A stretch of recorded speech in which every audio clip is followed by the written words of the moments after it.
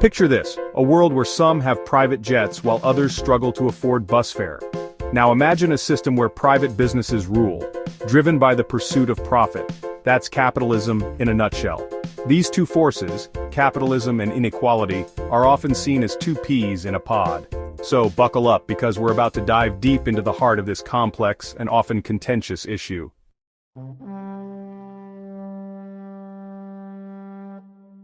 Why should we even care if capitalism and inequality are joined at the hip? Extreme inequality can be a recipe for social unrest. When the gap between the haves and the have-nots widens into an abyss, it can breed resentment, instability, and even violence. High levels of inequality can stifle economic growth. When a large portion of the population struggles to make ends meet, they have less money to spend, which can drag down overall demand and slow the economy. Understanding the relationship between capitalism and inequality is crucial for building a fairer and more sustainable future.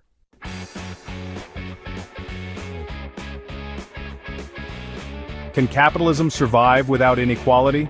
Some argue that inequality is an inherent feature of capitalism, a necessary evil for incentivizing innovation and driving progress. Others contend that while some degree of inequality may be inevitable, the extreme disparities we see today are neither necessary nor desirable.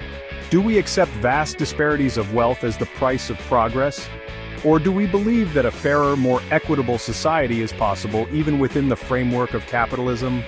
By the end, you'll have a more nuanced understanding of the complex relationship between capitalism and inequality.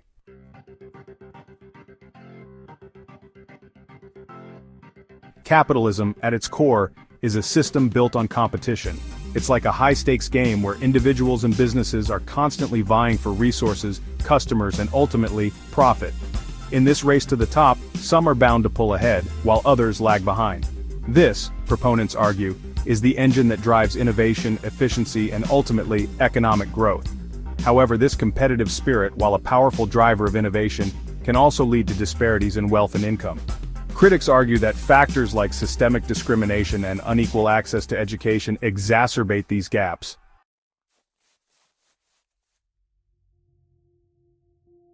One of the most common arguments in favor of accepting inequality within capitalism is the theory of trickle-down economics. The idea is that by reducing taxes and regulations on businesses and high-income earners, wealth will trickle down to the rest of the population through job creation, investment, and increased economic activity. However, critics argue that this theory has been repeatedly debunked by real-world evidence. Instead of stimulating broad-based economic growth, these policies often exacerbate income inequality. The debate over trickle-down economics highlights a fundamental disagreement about the role of government in a capitalist society.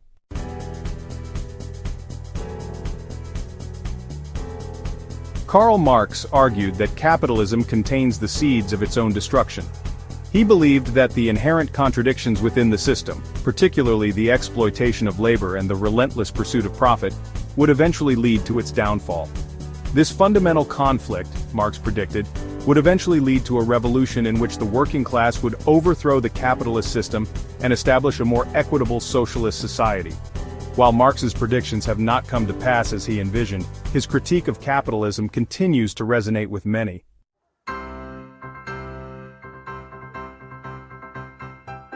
While the debate between free market capitalists and Marxist critics often dominates discussions about inequality, there are alternative perspectives that offer a more nuanced view. One such perspective is that of social democracy, a model that seeks to balance the dynamism of capitalism with a strong social safety net and robust public services. These policies help to level the playing field by providing everyone with equal opportunities to succeed. Examples of successful social democracies can be found in Scandinavian countries like Sweden, Norway, and Denmark. Another alternative perspective emphasizes the importance of worker ownership and cooperatives as a way to promote economic democracy and reduce inequality.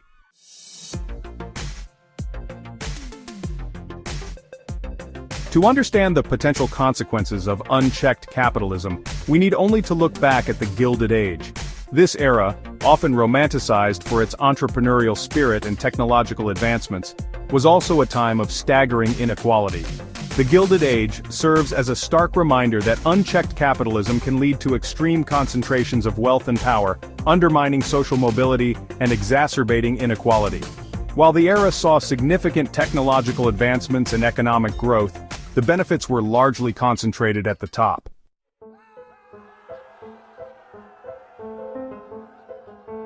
The Roaring Twenties provide another compelling example of the complex relationship between capitalism and inequality. The decade saw a surge in consumer spending, fueled by new technologies like automobiles, radios, and household appliances. But beneath the glitz and glamour, economic inequality was quietly festering. The collapse of the stock market in 1929 ushered in the Great Depression, the worst economic downturn in modern history. The Roaring Twenties and the subsequent depression serve as a cautionary tale, illustrating how unchecked speculation, coupled with widening inequality, can create bubbles of prosperity that are ultimately unsustainable.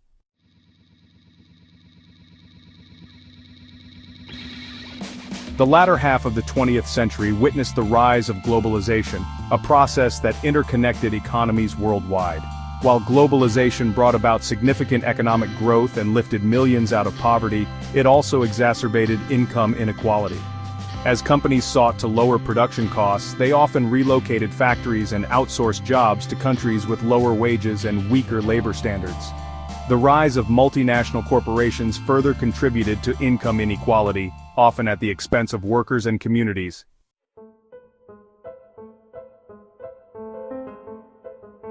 Silicon Valley's long shadow innovation at what cost? The digital revolution has transformed the global economy and our daily lives. However, the tech industry's success has also been accompanied by a widening wealth gap and growing concerns about inequality. The tech industry, while creating immense wealth for its founders and investors, has also displaced workers in traditional industries and contributed to a winner-take-all economy. The automation of jobs raises concerns about job displacement and the future of work. As these companies become increasingly dominant, questions arise about their responsibility to address societal challenges, such as income inequality and job displacement.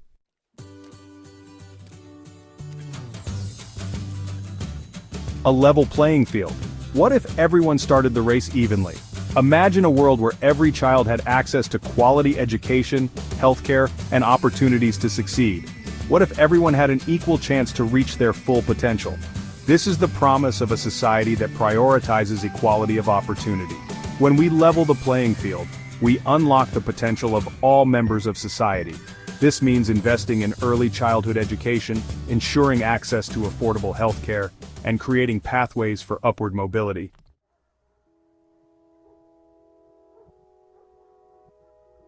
The innovation equation: does less inequality mean less progress? Some argue that addressing inequality stifles innovation by reducing rewards for success. They believe less motivation leads to fewer groundbreaking ideas. But history shows passion and problem-solving drive innovation more than greed. Extreme inequality can hinder innovation by concentrating resources. A more equitable society unleashes creative potential, fostering innovation.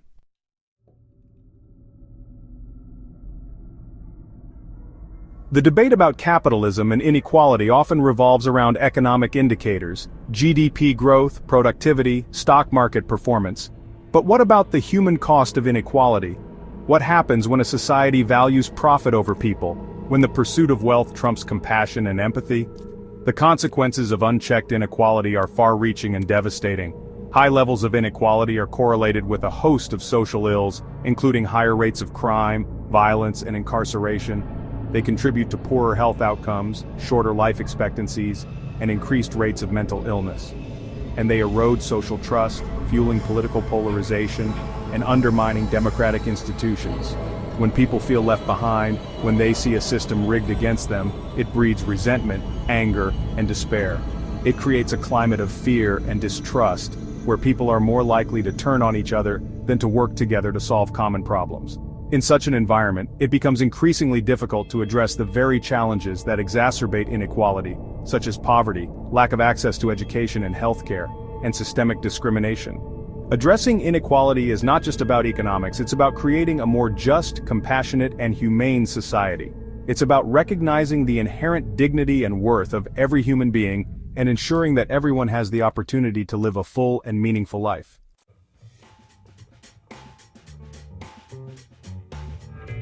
Section 4. A new social contract, reimagining capitalism in a more equitable image. The question is not whether capitalism can survive without inequality, but whether it can thrive without addressing it. Extreme wealth disparities result from policy choices and power imbalances. Reimagining capitalism requires a shift in values and priorities. The economy should serve people's needs, not just generate wealth. It means creating a fair system that rewards hard work and innovation. Reimagining capitalism is about building a just, equitable, and sustainable future for all.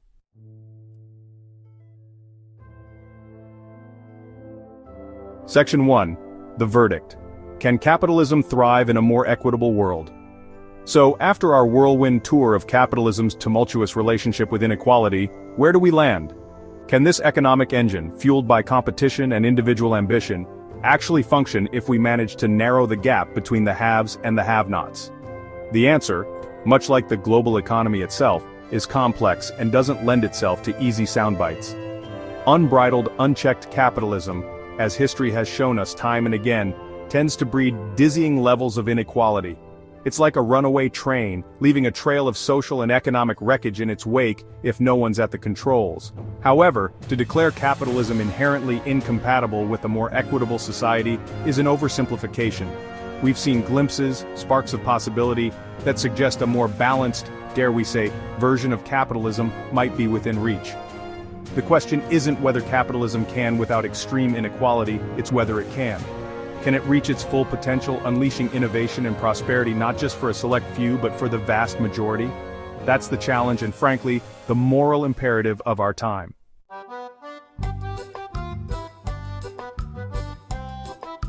Section 2. The Balancing Act. Finding a sustainable path forward. Finding this elusive balance requires a delicate touch, a constant recalibration of priorities and policies. It's about acknowledging that while the pursuit of individual gain is a powerful motivator, it cannot come at the expense of the common good. Think of it like a game of Jenga. You can remove some blocks representing excessive inequality without bringing the whole tower crashing down. But it requires careful consideration, strategic thinking, and a willingness to adapt as the game progresses. This means moving beyond the tired and frankly misleading dichotomy of free markets versus big government. It's not about choosing one or the other, it's about finding the right mix, the sweet spot where government plays an active role in creating a level playing field, ensuring opportunity for all, and providing a safety net for those who stumble, without stifling the dynamism that makes capitalism tick. It's a tall order, no doubt, requiring collaboration, compromise, and a healthy dose of long-term thinking qualities, not exactly in abundance these days. But the alternative, clinging to a system that continues to generate vast disparities of wealth and opportunity, is not only morally untenable but ultimately unsustainable.